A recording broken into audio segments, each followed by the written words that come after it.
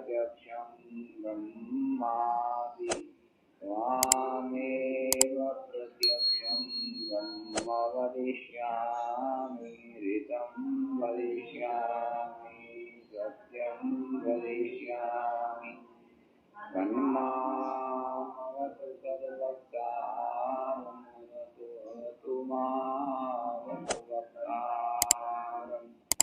ॐ शान्ति शान्ति शान्ति। शङ्करं शङ्कराचार्यं केशवं बादरायणं सूत्रभाष्य कृतौ वन्दे भगवन्तौ पुनः पुनः। ईश्वरो गुरुरात्मेति मूर्तिभेदविभागिने व्योमवद्व्याप्तदेहाय दक्षिणामूर्तये ॐ शान्ति शान्ति। प्रारब्ध कर्मणि क्षीणे व्यवहारो निवर्तते कर्माक्षये त्वसो नैव साम्ये ध्यानसंस्कृतः विरलत्वं विवर्तेरिष्टं चेत् ध्यानमस्तु ते अगाधिकां विवर्तिं पश्यन् ध्यायाम्यहं कुतः विक्षेपो नास्ति यस्मान्मे न समाधिस्ततो मम विक्षेपो वा समाधिर्वा मनसा स्यात् विकारिणा नित्यानुभवरूपस्य पुमेवानुभवकृतः कृत्यं प्रापणीयं प्राप्तमित्येव निश्चयः। तो बात है, तो विचार चलता है इस लोक में मनुष्य प्रवृत्ति से निवृत्त कब होगा। ये जो प्रवृत्ति है, प्रवृत्ति माने कर्म चक्र, कर्म से फुर्सत कब मिलेगी।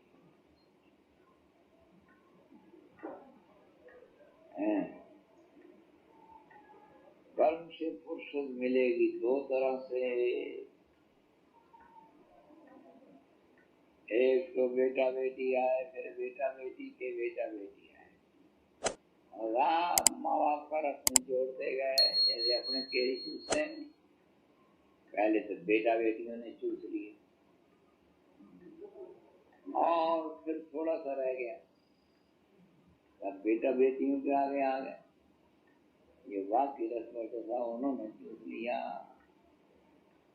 अब बच गया क्या बोला, गुठली और छिलका, बात हो गई।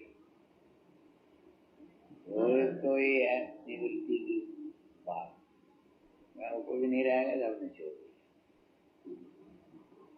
आया आजकल जैसे है ना, वो तेल निकलता है सींगदाने से, तो सींगदाने से तेल निकलने पर भी 6% अथवा 10% तेल रह जाता है।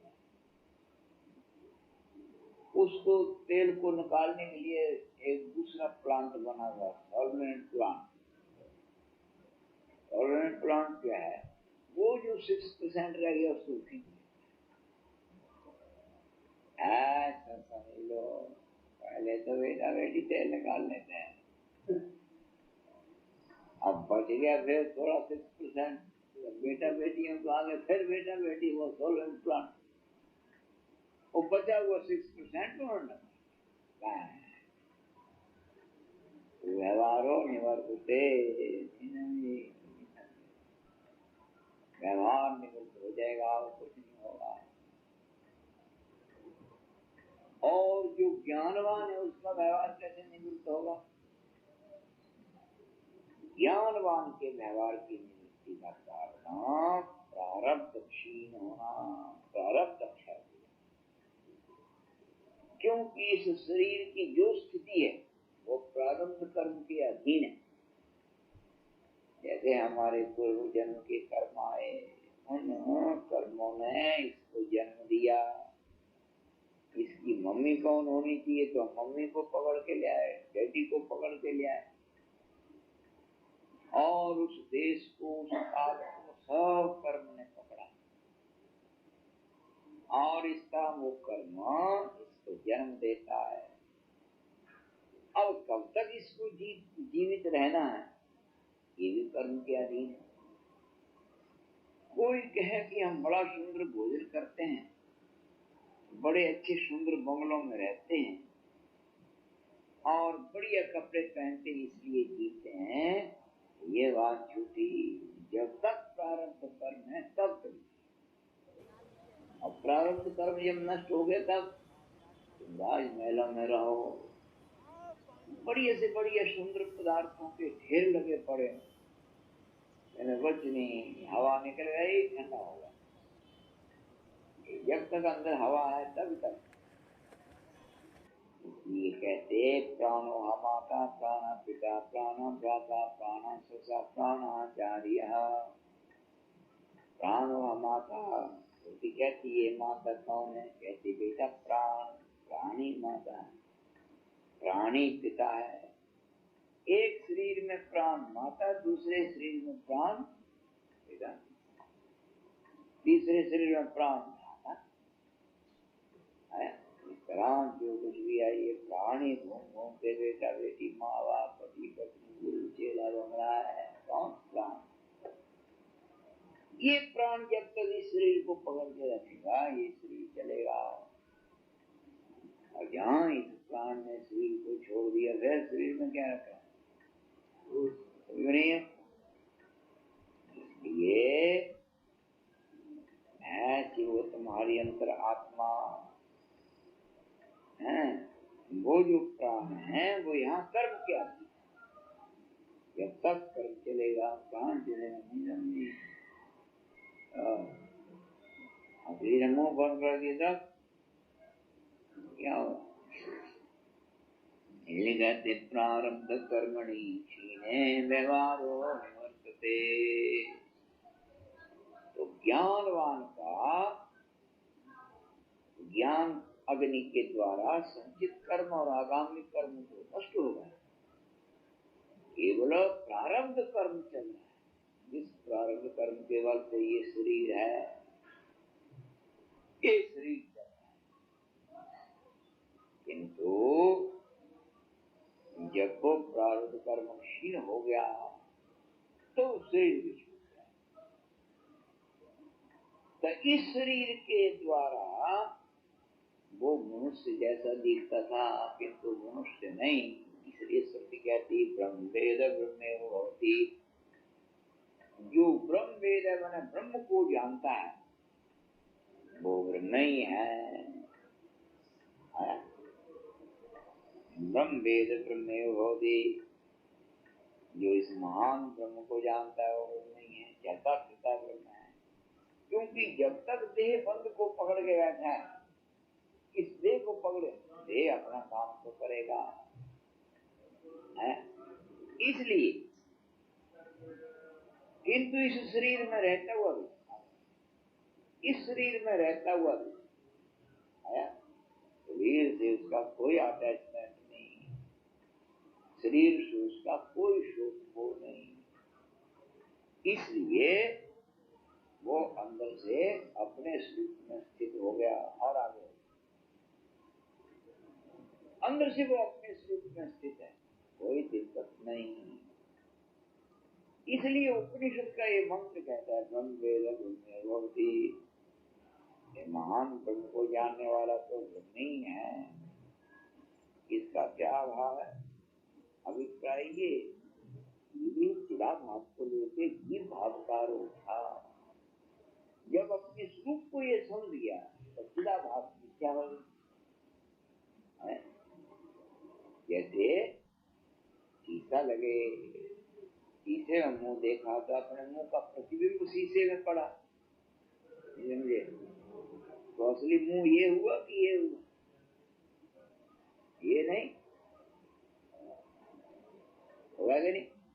असली मुंह का जब बोध हो गया तो मैंने क्या निकला, ये झूठा है, ये देखने का मुंह है। इसी तरह बुद्धि रूपी दर्पण में महान कूटस्थ साक्षी आत्मा का जो आभास करे, उस आभास के संबंध से जी पा, और जिसको ये बोध हो गया ये चेतना आत्मेव अहमस्मि, ये चेतना आत्मा ही मैं हूँ, मैं ना तो बुद्धि हूँ और ना आभास हूँ, इसलिए मेरे में जीवपना कुछ भी नहीं है। ऐसे साक्षी स्वरूप में उसकी प्रवृत्ति, किंतु अब व्यवहार शरीर से कब तक चलेगा, प्रारब्ध। तो मैंने कोई न कोई शरीर से क्रिया होती रहेगी, क्योंकि प्रारब्ध चल रहा है। इसलिए कहते प्रारब्ध कर्म नहीं कीने व्यवहारो निवर्तते, कर्माक्षेत्र सौ नैव साम्ये ध्यान शास्त्र। और आचार्य कहते कर्माक्षेत्र सौ नैव, कहते ये प्रारब्ध कर्म जब तक नष्ट नहीं होगा, कहते तुम हजार बार ध्यान करने से, कहते है ना, ये नष्ट नहीं होगा, व्यवहार चलता रहे, कुछ न कुछ ऊपर नीचे होगा। मैंने प्रारब्ध जब तक चलेगा तब तक व्यवहार भी चलेगा, सामान्य चेष्टा मैंने बनी रहेगी। हाँ, कामना नहीं रहेगी, कर्म तो करेगा विद्वान भी, किंतु इच्छा नहीं रहेगी।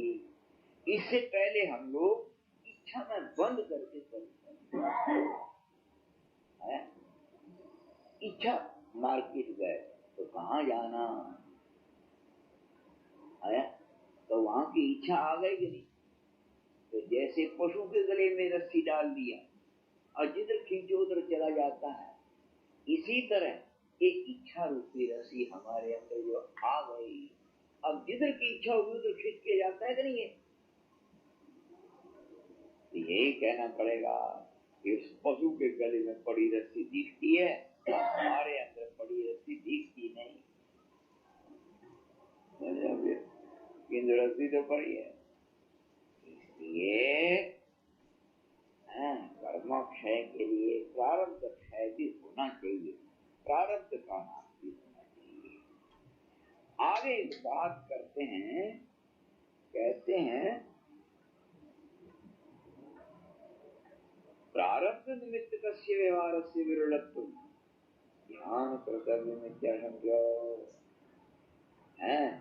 कहते हे भगवान, वो जो प्रारब्ध निमित्त जो व्यवहार है उसको कहते कम तो किया जा सकता है, व्यवहार को कम तो किया जा सकता है। व्यवहार को कम करने के लिए ध्यान में क्या गड़बड़ है, ध्यान करो व्यवहार कम हो जाएगा।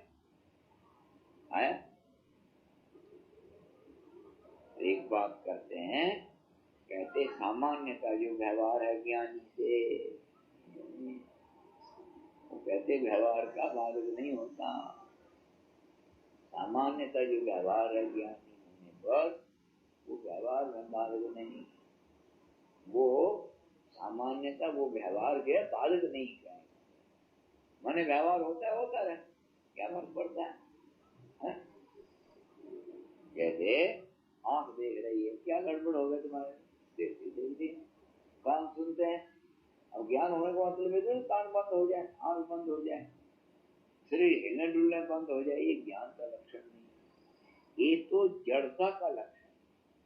जड़ हो गया, सेंसलेस हो गया, सेंसलेस हो गया तो ठीक है, ये नहीं हिलेगा। किंतु जब सेंस है और ये जड़ नहीं चेतन है तो पीछे ये क्यों नहीं हिलेगा। इसलिए कहते कोई व्यवहार नहीं होना ज्ञान का लक्षण नहीं है, व्यवहार नहीं होना तो मूर्खता का लक्षण है।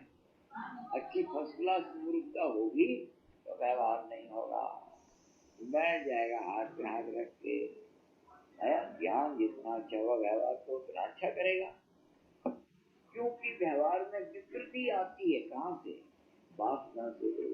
जब वासना पूरी पकड़ के बैठोगे तो व्यवहार भी पूरा होगा। इसलिए वासना को शुद्ध करो, तो वास्तव में शुद्ध कब होगी?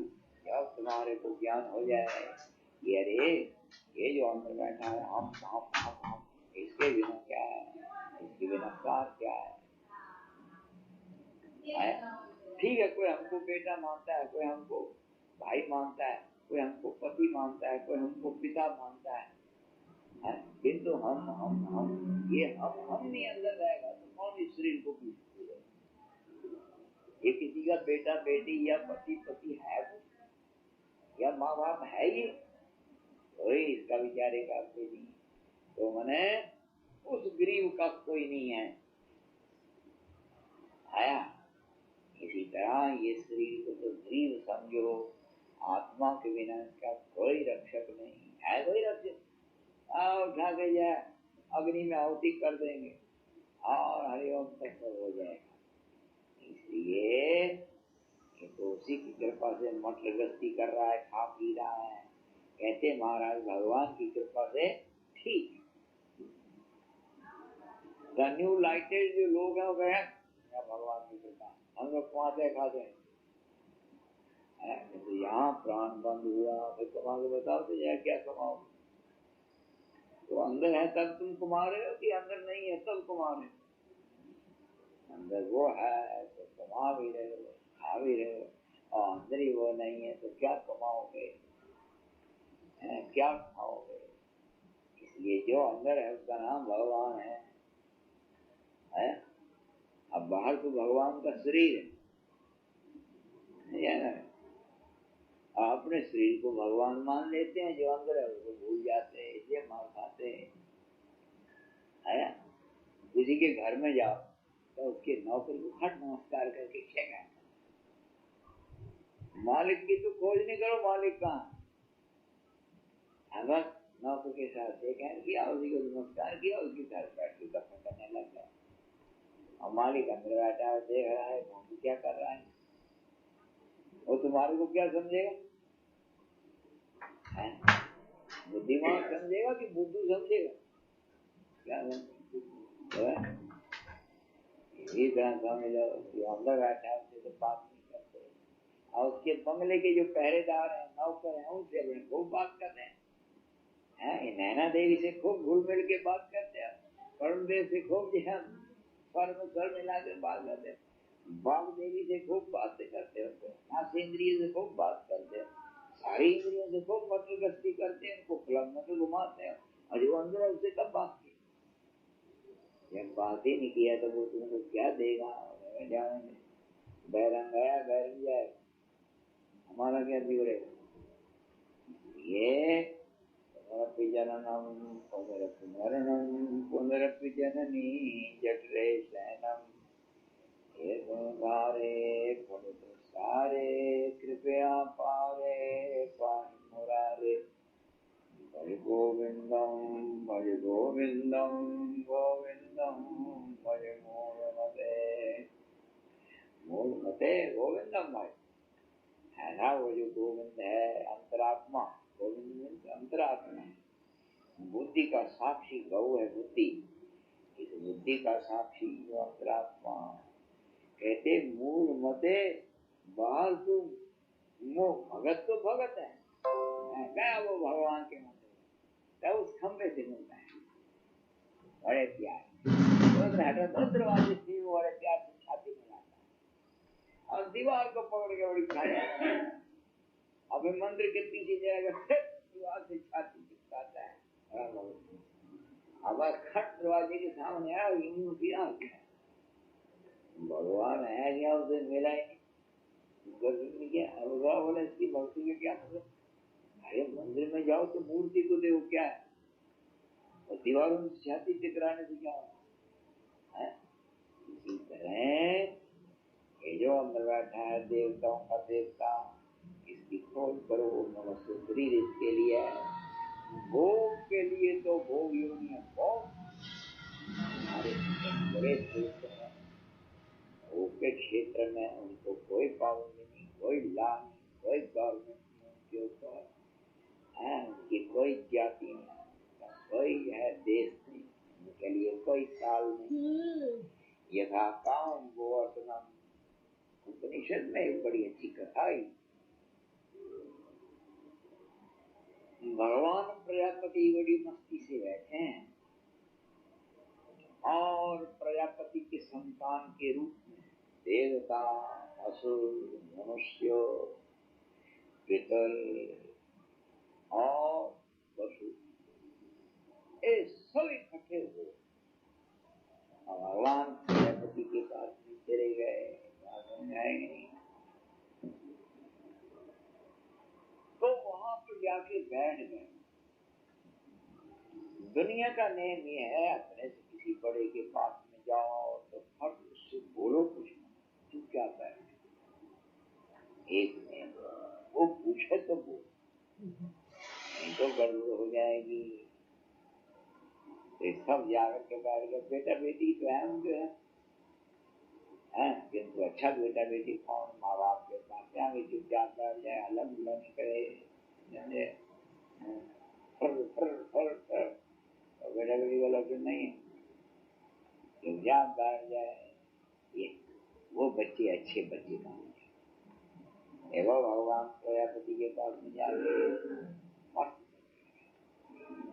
प्रजापति नहीं देगा। तो देवता बैठे हैं, असुर बैठे हैं, मनुष्य बैठे हैं, पितर बैठे हैं और सिंह पूंछ वाले बैठे हैं। सिंह पूंछ का रहते हैं, सब बैठे। भगवान प्रजापति ने पूछा आप सब मिलके यहाँ क्यों चले आए, क्या बात। तो सब के सब प्रार्थना करने लगे, कहते कि भगवान हैं दीनोदे यथा जीवाना, कहते भगवान जैसे कि बॉम्बे कलकत्ते इत्यादि में रहने वाले बड़े बड़े जो सेठिया है, और सेठिया भी है तो पुराने ढंग का सेठिया है, जो भगवान बच्चा देता है लेता जाता है। आजकल के ढंग के नए न्यू लाइटेड लोग नहीं, हम दो हमारे दो, और पुराने जमाने के लोग जो आया था दरवाजे खुले तुम्हारे लिए, ओपन डोर इज ओपन। 1 2 3 4 5 6 7 8 बच्चे हो गए। जब बाप सेठ है तब बेटा बेटी क्या कहें, बेटा बेटी के हमारे लिए सबके लिए फ्लैट चाहिए और हमारे लिए सब खान पान की व्यवस्था होनी चाहिए। ऐसे इन लोगों ने एप्लीकेशन किया तो दीनोदे यथा जीवामा भीमन प्रकाश हो, भगवान हमारे लिए प्रकाश की व्यवस्था करो और खान पान की व्यवस्था भी करो यथा जीवामा, जैसे कि हम जिए हैं। ऐसा जो एप्लीकेशन गया तो एप्लीकेशन अभी पहुंचा ही ऑफिस का, फट पीछे से गया अगर पहुंच गया। ये शरीर से सबसे हटे कटे बलवता दुर्गुलो बात देते, बलवान आगे जब चलेगा तो दुर्गुलों को पीछे कर देगा। भगवान प्रजापति ने देखा कि ये दूसरे से बड़े हटे कटे हैं, इसलिए इनको पीछे देना चाहिए, ये भीड़ से बैठे रहे। सबसे पहले उनको खाने को मिलना चाहिए जो बुद्धि के सुकुमार हैं। तब बुद्धि के सुकुमार कौन है, देवता। देवताओं को पहले तो देवता है भगवान दीनोदे यथा जीवामा। देवता पहुंचे तो भगवान कहने लगे, कहते तुम्हारे लिए होते अन्य भूत और प्रभुत, ये 2 अन्न है तुम्हारे लिए। और उत्तरायण काल में जो सूर्य जाता है ना, वो तुम्हारी तिथि और सूर्य तुम्हारा प्रकाश है देवता। 6 महीने दक्षिणायन, 6 महीने उत्तरायण होता है ना, तो इसमें उत्तरायण काल होता है मकर संक्रांति को, तो वो तुम्हारी तिथि। देवताओं को खाने को मिल गया, देवता चल दिए। पितरों का नंबर आया, तब पितर कहने लगे, हे भगवान हमारे लिए, कहते सदा अन्नम, तुम्हारे लिए सदा जो है अन्न है। और अमावस्या, अमावस्या तुम्हारी तिथि है, और चंद्रमा तुम्हारा प्रकाश है, ये पितरों के लिए। अब इसके बाद में नंबर तीसरा आया। नंबर तीसरा आया कि क्या बोला? मनुष्यों का। तो मनुष्य नाम किसका बोला? योगी सिद्धांत का नाम मनुष्य नहीं है, मननशील प्राणी का नाम मनुष्य। जो मनन करे, मनन क्या तो सत्य का जो मनन करे कि जीवन में सत्य पहले चाहिए कि असत पहले चाहिए। क्यों, क्या चाहिए पहले? झूठ चाहिए कि असत चाहिए? अगर क्या नहीं, झूठ से ही हमारा काम चलेगा, तब क्या करोगे?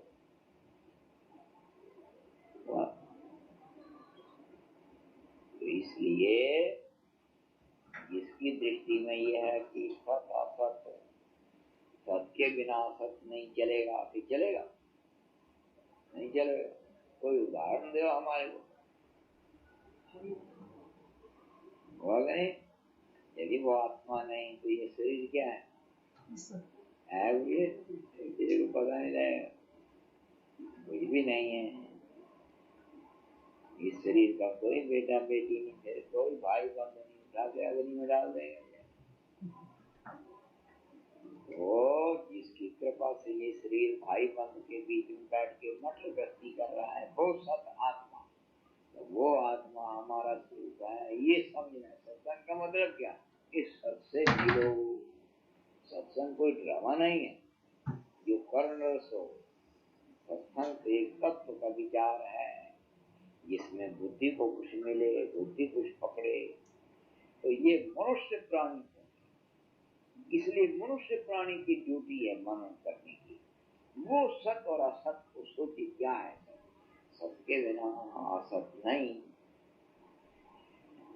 तो जब मनुष्य पहुंचे तो मनुष्य को कहा नमः इति अन्नम, तुम्हारे लिए नमः अन्न।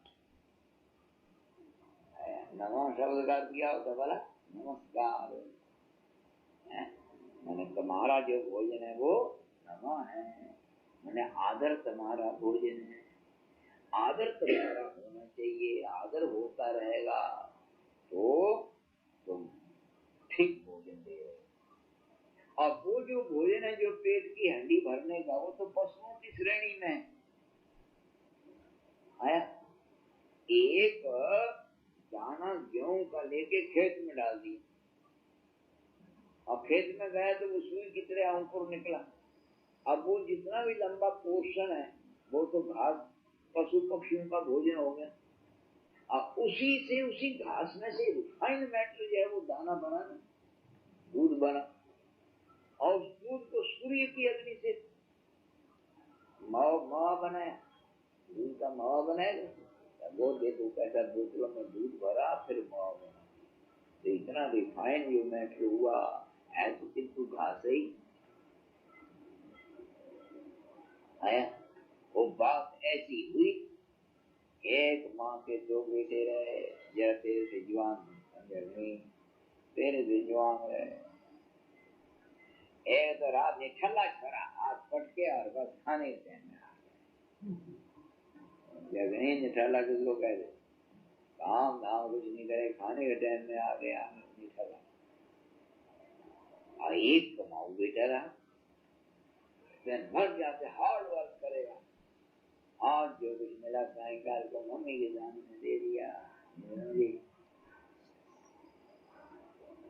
तो अब ये दो बेटे उसके, एक दिन माँ ने सोचा यार साग सब्जी तो कोई आया नहीं, चलो दूध से छोकरों को रोटी खिला दो। माँ जरा गरीब टाइप की थी, दूध से खिला दो। तो उसने बाजरे की मोटी मोटी रोटली बनाई और दूध हड्डी में गर्म रख दिया। अब खाने के टाइम में वो निठल्ला आगे चला गया। निठल्ला सब जाना, निठल्ला चला गया तो माँ तो उसकी भी है, उसको भी तो खाने को देगी। और वो 2 रोटी थाली में डाली, मलाई आने लगी तो फट मलाई उसको नहीं जाने दिया। बेचारा काम तो कुछ करता नहीं है, तो मन का चोर तो है ही है, तो कुछ नहीं बोला, चुपचाप खाने लगा।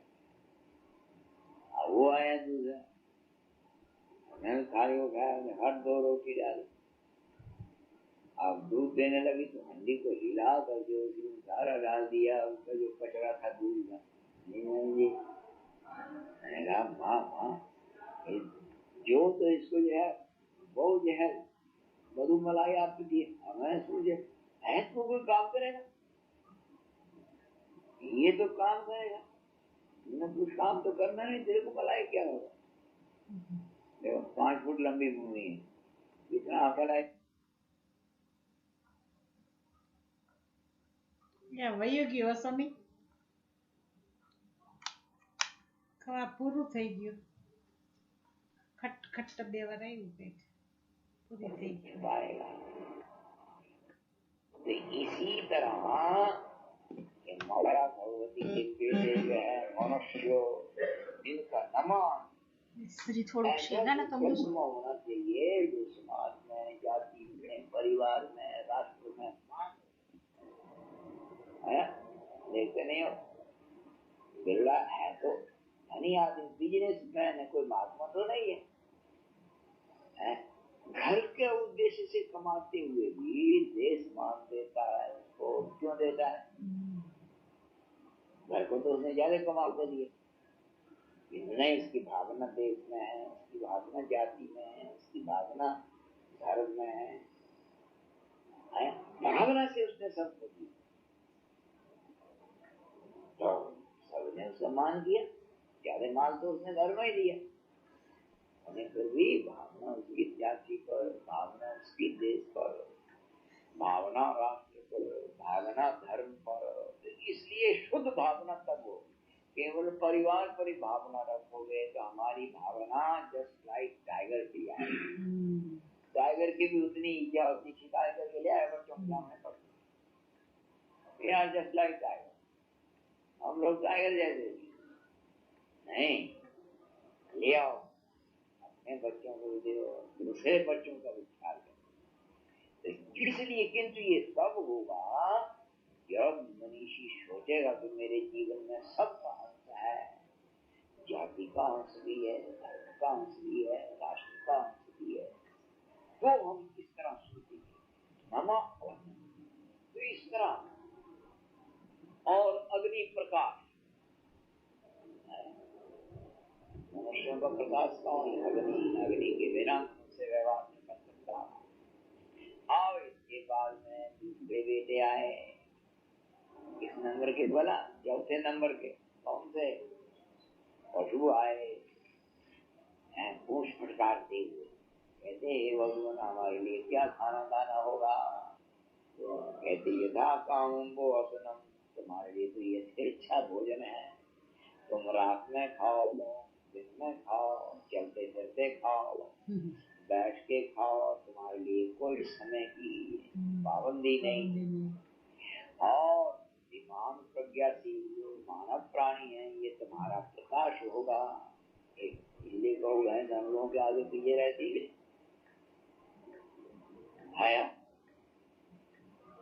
अब ये ऐसा हो गया।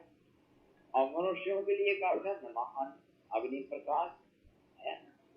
और 2 टाइम तुम्हारा भोजन होगा, मनुष्यों का भोजन 2 टाइम है। और हम लोग तो खिड़कियां खोल के बैठे हैं, जब चाहे इधर से डाल दो बच्चा। 2 टाइम का विधान किया है, 2 टाइम तुम खाओ, इससे ज्यादा नहीं। इसलिए कहते ये जो मनुष्य प्राणी है ये प्रज्ञा। इसके बाद 5वीं संतावन कौन है बोला? असुर। असुर पहुंचे, ये समय असुर पहुंचे। असुरन का कि भगवान बड़ी देरी से हम प्रतीक्षा कर रहे हैं, हमको तो अभी कुछ मिला ही नहीं, राजा तुम्हारे लिए छल कपट दंभ ईर्ष्या द्वेष काम क्रोध लोभ मोह सर्वं वो भोजनम, ये सभी तुम्हारा भोजन है। और घोर घोर महाघोर अंधकार तुम्हारा प्रकाश है। हाँ, अब तो नाचने लगे, खुश हो गए, ये इसके उत्तम भोजन हमारे को क्या होगा। आया वो कहने का अभिप्राय है, जो केवल इंद्रिय राम होगा, इंद्रियों को सुख देने वाला होगा, इंद्रियों के सुख में संतोष होगा, उसको सूर्य का प्रकाश भी अच्छा नहीं लगता। वो रात्रि के अंधकार को प्रकाशमान ज्योति क्या कहते हैं, चोर डाकू इत्यादि अंधेरे में छिपे रहते हैं, अंधेरे में अपना खाना दाना ले आते हैं। और छल भी है, कष्ट भी है, दूरता भी है, दंभ भी है, काम भी है, क्रोध भी है, सब। इसलिए वहां पर उपाख्यान का उपसंहार करते हुए महर्षि याज्ञवल्क्य कहते हैं, न वै देवा न पितरा मनुष्या पशुआ अतिक्रमंती। कहते ना वै देवा, ना तो देवता, न पितर, न ये पशु, न असुर, नातिक्रमंती मनुष्या एव अतिक्रमंती, किंतु एकमात्र ये मनुष्य ही अपनी मर्यादा का अतिक्रमण कर रहा है। किंतु दूसरे जितने प्राणी हैं बड़ा अपने अपनी मर्यादा में बने हुए हैं। और ये एक ऐसा जानवर है मनुष्य, ये अपनी मर्यादा से बाहर निकल जाता है। एक मनुष्य एवं अतिक्रमंती, यही एक चिंतनीय स्थिति है। क्यों ये अतिक्रमण कर जाता है कि वासना की गैस में इतनी अंधी वासना का गैस ये गठर उठा लेता वासना का कि जिसका समाधान और जिसकी पूर्ति ये कर ही नहीं पाता है। इसलिए जो सत्संगी मनुष्य है उसको वासना गैस को कम कर देना चाहिए, बढ़ने। सब कुछ हमने अपने भाग्य का विधान नहीं करना है, यह सब कुछ हमने अपने जीने के लिए नहीं करना है। हमने अपने जीने के लिए क्या करना है? क्या हमने अपने जीने के लिए तस्वीर बना के जीना है, रोड बना के चलना है, क्या अन्न उत्पन्न करके खाना है? अरे भाई, प्रजापति की सृष्टि में अन्न बना हुआ है, तुम उसको अकल से ले लो, ये तुम्हारे को अकल। रोड बने हुए, तुम अकल से चलो।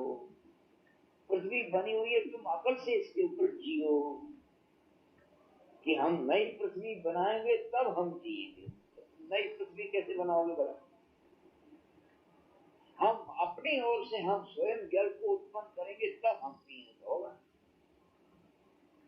तुम्हारे को ये सब कुछ नहीं है, ये अंधी बात। तुम्हारी ड्यूटी है कि तुम अपनी बुद्धि से अपने भोजन को ले लो, बाकी भोजन को छोड़ दो, बस एक माता है।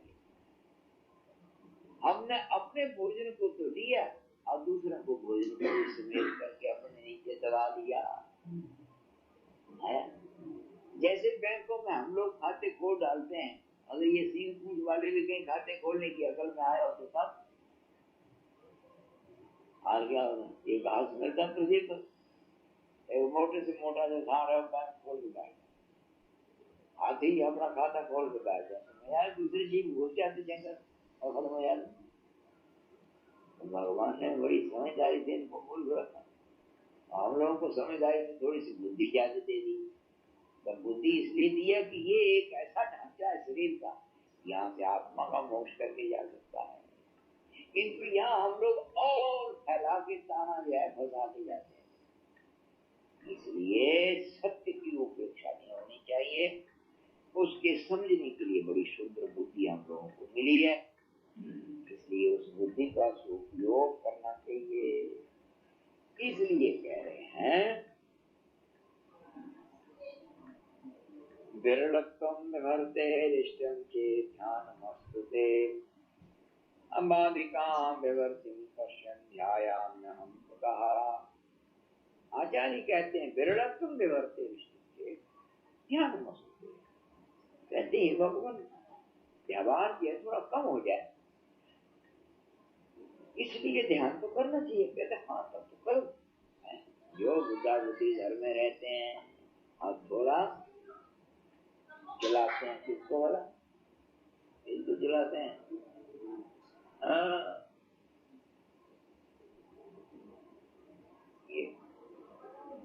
जब देखते हो बेटा तैयार हो गया, खूब रानी आ गई, पूरा फर्स्ट क्लास सुपर फास्ट गाड़ी की तरह चल रही है, अपने को संभालो,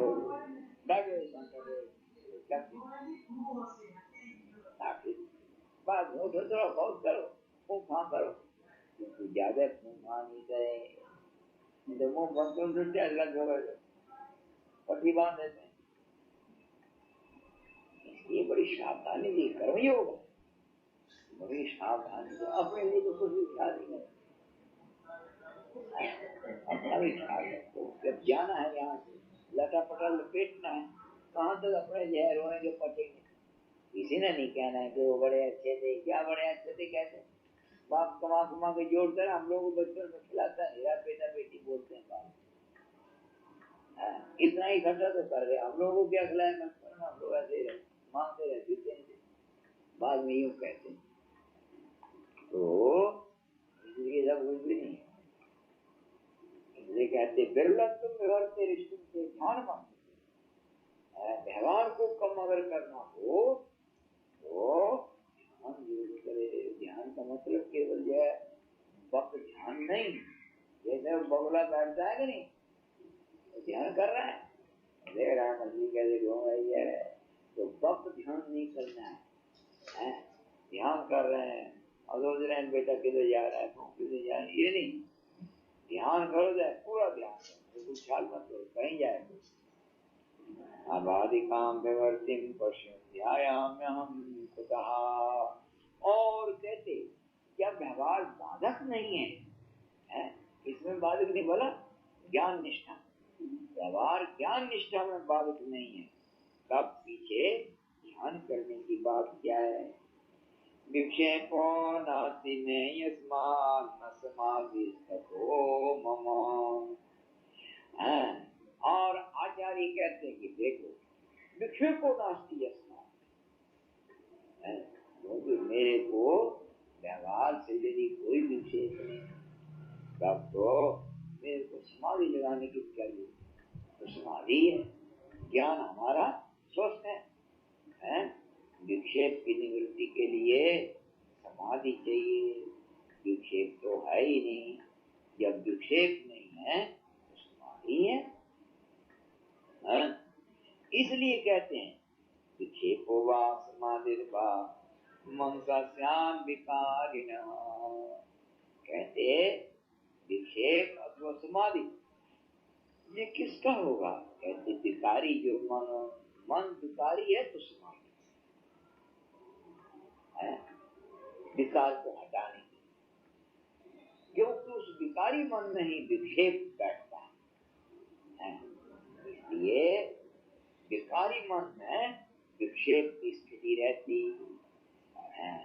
तो विक्षेप की निवृत्ति के लिए मन के अंदर कहते समाधि को पकड़ो, इसलिए कहते विक्षेपो व समाधिर्वा मन सस्याद विकारी ना, जो विकारी मन है उसी का कहते विक्षेप और समाधि है। और इधर ज्ञानवान जो है उसके मन में विकार तो है ही नहीं है। जैसे उदाहरण के लिए समझो, जो बच्चा माँ की गोद में पड़े पड़े दूध पीता है, अब उस बच्चे के अंदर मन में, उस बच्चे के मन में कोई विकार नहीं, अब कितना विकार है भला, केवल भूख लगे दूध पीने के लिए रोएगा, और दूध पी जाए मत हो गया, और हम लोग तो भोजन भी कर लेंगे, पेट भी भर लेंगे, फिर भूख पीने के तो भूखता है, क्या हुआ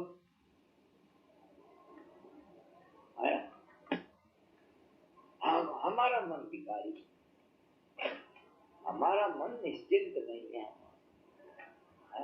हमारे मन के अंदर जो है विकार चल ही रहा है, इसलिए हमको अपने मन के विकार को दूर करने के लिए ध्यान करते रहना चाहिए। तो किसका ध्यान करोगे? तो ध्यान करो सच्चित आनंद को, जो अंतर आत्मदेव है। इसलिए कहते हैं कि तम आत्मदेव बुद्धि प्रकाशम मुमुक्षुर्वै शरणम हम प्रपद्ये। श्रुति कहती है तम आत्मदेवम, वो जो आत्मदेव, कौन सा आत्मदेव है? बुद्धि प्रकाशम, जिसके प्रकाश में बुद्धि घूम रही है। नहीं, जिसके प्रकाश में बुद्धि घूम रही है, जिसके प्रकाश में बुद्धि घूम रही है, तब न बुद्धि वासना करती है, इच्छा करती है, अनिच्छा करती है। यदि बुद्धि को प्रकाश नहीं मिलेगा तब बुद्धि में इच्छा होगी कोई? बुद्धि को अगर प्रकाश नहीं मिला तो बुद्धि की हालत क्या होगी भला? बुद्धि बेहोश हो जाए। बुद्धि को प्रकाश क्या मिला? मैंने बुद्धि को आत्मा का ज्ञान मिला। ये ज्ञान रूप प्रकाश के मिलते ही बुद्धि होश में आती है। और ज्ञान रूप प्रकाश से और इस शरीर का हाल क्या होगा भला? डॉक्टर जो है क्लोरोफॉर्म देता है, शरीर को आगे से काटता है, जैसे सूखे लकड़े को काटते हैं, पीड़ा होती है तुम्हारे को, क्या हो? तो शरीर को काटो तो पीड़ा नहीं है, और आत्मा को काटो तो पीड़ा नहीं। ये पीड़ा के लिए उसने किसको रखा है बोला? चौकीदार को रखा है कि तू चिल्लाना तो पीड़ा भी होती है। अब वो चौकीदार कौन है बोला? मन। मन को व्यवहार कर दिया। देखते नहीं हो पुराने जमाने में जो रजवाड़े थे, उधर गुजरात में भी शायद है ना, तो उन्होंने रोने के लिए ये नियुक्त रखा एक पार्टी। माँ मर जाए, बाप मर जाए तो वो जाते रहे, वो ठाकुर साहब नहीं रहे, और घोड़े पर चढ़ कर खुशी मनाएंगे, अच्छा हुआ राजा। वो क्या करेगा? अच्छा हो गया, हम राजा बन गए। किंतु वो रोने के लिए जो नौकर रखे हैं वो रोने आए थे, वो आएंगे रोएंगे घंटा भर, हम तुझे खाना दाना मिलेगा, अपने घर जाएंगे। नहीं, तू अपने नहीं रोएगा। इसी तरह समझ लो ये तुम्हारा जो ठाकुर साहब है, इसने रोने के लिए किस पार्टी को रखा? कौन लीला का है? समझे गड़बड़ जाए स्वामी जी हमने हम कप लड़ा है। इस सत्य की बात है, गप नहीं है। तो रोने के लिए किसको रखा बड़ा? मन बुद्धि को। रोते हैं बस। अब नौकरों के बीच में तुम जाके बैठ के कान में कान लगा के बात करोगे तो मारनी पड़ेगी। अरे वो है, इनको रोने दे, नौकर है तुम्हारे, तुम अपने जिले रहो, तो तुम क्लब में आराम करो, तुमको क्या झंझट है? नौकर रो रहे हैं, माँ मर गई, दूसरे नौकर रखे उन्होंने उठा के जिला देना है, बस तुम्हारा क्या? इस तरह निश्चित होकर जीवन में चलो। इस बात को और कल हम स्पष्ट करने वाले हैं। आज भगवती माता गंगा का अवतरण है।